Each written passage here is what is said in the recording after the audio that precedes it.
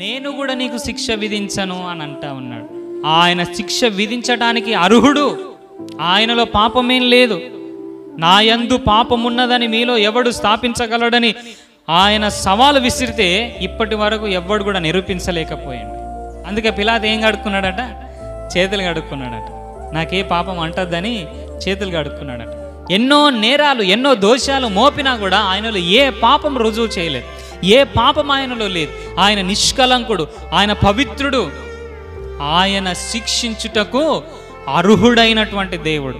శిక్షించడానికి దేవునికి అర్హత ఉన్నా, అందుకే తీర్పు తీర్చడానికి నాకు అధికారం ఉన్నది, తీర్పు తీర్చడానికి నాకు అధికారం ఉన్నది, అయినా కూడా నేను తీర్పు తీర్చడానికి రాలేదు అని అంటాడు. అన్నిటిని గ్రహించిన వాడు, తీర్పు తీర్చుటకు సమర్థుడు, తీర్పు తీర్చడానికి అర్హుడు, శిక్ష విధించుటకు కూడా అర్హుడు, శిక్ష విధించే అధికారం కలిగినటువంటి దేవుడు. అయినా కూడా ఆయన చెప్తున్నటువంటి మాట ఏంటో తెలుసా? నేను కూడా నీకు శిక్ష విధించ. అంటే దేవుడు ఒక మనిషిని ఎంత ప్రేమిస్తున్నాడు అనేటటువంటిది యోహాను చెప్తా ఉన్నాడు. అందుకే పౌలు భక్తుడు అంటున్నాడు, క్రీస్తు ప్రేమ అని అంటున్నాడు. క్రీస్తు ప్రేమ శిక్షించడానికి అవకాశం ఉన్నా శిక్షించని ప్రేమ, తీర్పు తీర్చడానికి అవకాశం ఉన్నా తీర్పు తీర్చనటువంటి ప్రేమ. ఆ ప్రేమ మనం తెలుసుకోవాలని అంటారు.